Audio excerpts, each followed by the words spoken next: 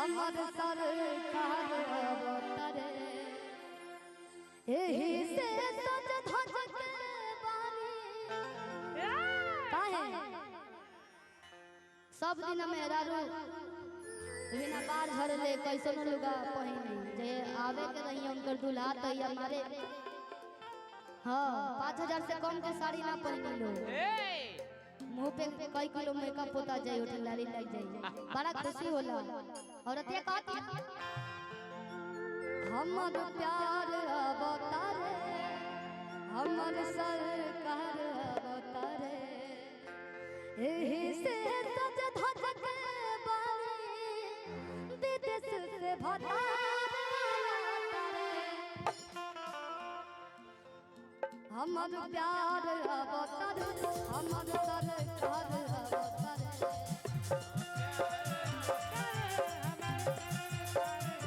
हमर प्यार अवतारे हमर सरकार अवतारे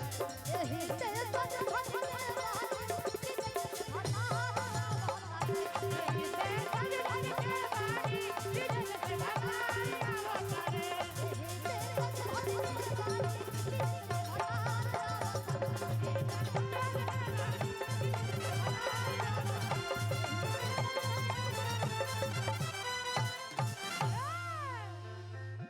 हो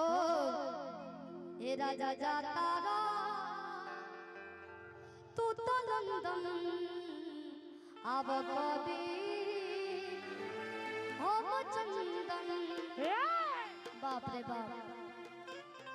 रउआ लोग केकरा के जीरो से हीरो बना दे केकरा के हीरो से जीरो बना दे ये हमनी के नहीं के मालूम हमनी के तो मेहनत पे भरोसा कर जाए कि हमने के काम अच्छा जाओ गाना अच्छा जाओ हाँ हो नहीं जे कमाई तो कहाँ से खियाई कदम याद तो है हरदम अब हो हेने आवा कद चंदन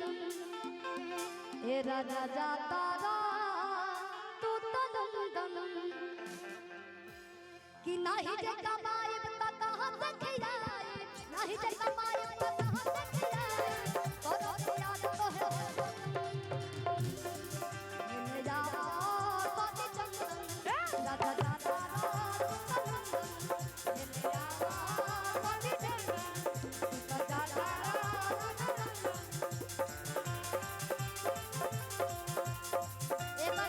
छोटू भैया का बड़ा वायरल भइल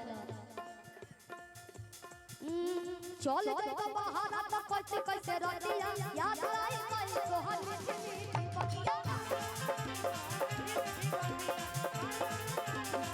चल गई तो बाहर तो कैसे कैसे रतिया कई तोहर मीठी मीठी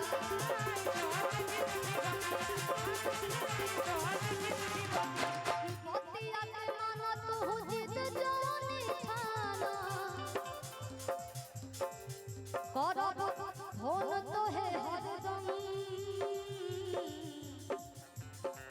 हेने जावा कद चंदन